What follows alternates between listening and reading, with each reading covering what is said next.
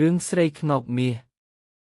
ដើមឡើយមានបុរសម្នាក់បានទទួលបណ្ដាំពីឪពុកប្រដៅថាកុំឲ្យយកស្រីប្តីលែងនឹងស្រីសៅកែឲ្យយកតែស្រីក្រមុំព្រហ្មចារីនិងមេម៉ាយប្តីស្លាប់ធ្វើជាប្រពន្ធហើយកុំឲ្យយកខ្លានឹងមនុស្សគ្រូបីតែមិនដូច្នោះបុរសនោះបានយកស្រីទាំង4អ្នកនោះជាប្រពន្ធនឹងយកមនុស្សគ្រូបីជាខ្លាដើម្បីលបងមើលថ្ងៃមួយខ្ងោកមាសរបស់ស្ដេចទៅរកស៊ីក្បែរផ្ទះបុរសនោះឯបុរសនោះគិតពិសោធន៍មើលក៏ចាប់ខ្ងោកមាសនោះយកទៅចងលាក់ទុកក្នុងទ្រុងមួយហើយដាក់ចំណីបាយទឹកឲ្យខ្ងោកនោះស៊ីរួចបុរសយកមាន់គោកមួយទៅកាប់ធ្វើម្ហូបបរិភោគពេលនឹងបរិភោគបុរសនោះបានយកប្រពន្ធទាំង4នឹងខ្លានោះទៅបរិភោគទាំងអស់គ្នាកំពុងតែស៊ីក៏ធ្វើជាភ្លក់និយាយថានេះគឺជាសាច់ខ្ងោកមាសស្ដេចដែលអញបានលួចកាប់យកមកស៊ីក្រោយពីនោះដល់បាត់ខ្ងោកស្ដេចឲ្យប៉ាវគង់សួររកខ្ងោកនោះនាងស្រីប្តីលែងនិងនាងស្រីសៅកែនិយាយទៅនាងក្រមុំនិងនាងប្តីស្លាប់ថាឲ្យប្រាប់ទៅពួកអ្នកប៉ាវគង់ទៅ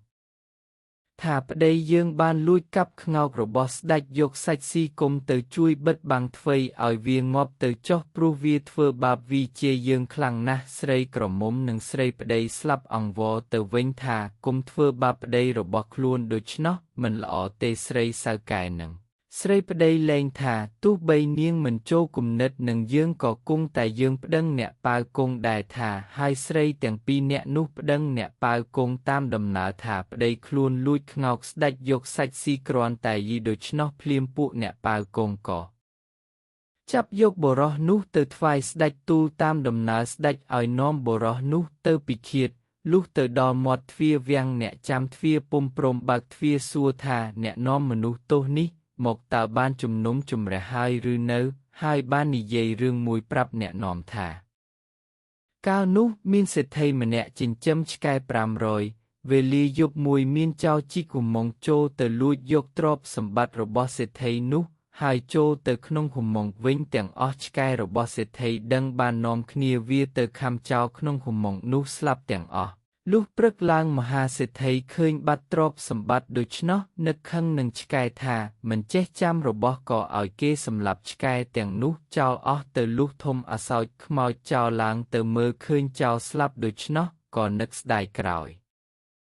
កំពុងតែនិយាយឃើញបម្រើស្ដេចដែលទ្រង់ព្រះរាជបញ្ជាឲ្យទៅយកបុរសនោះមកជំនុំជម្រះវិញលុះស្ដេចសួរបុរសនោះពីរឿងសម្លាប់ខ្ងោកមាសបុរសក្រាបទូលថាខ្ងោកនោះទូលព្រះបង្គំមិនបានសម្លាប់ទេគឺបានទុកនៅកន្លែងមួយដោយល្អឯសត្វដែលទូលព្រះបង្គំជាខ្ញុំសម្លាប់ទទួលព្រះរាជទាននោះគឺមាន់គកទេស្ដេចទ្រង់ឲ្យទៅយកខ្ងោកនោះមកវិញហើយទ្រង់លើកលែងទោសបុរសនោះឯស្រីទាំង2នាក់ដែលប្តឹងពីបុរសជាប្តីថាសម្លាប់ខ្ងោកនោះត្រូវបុរសជាប្តីនោះលែងចោលទៅចង់ដឹងផលពិតត្រូវពិនិត្យរកហេតុ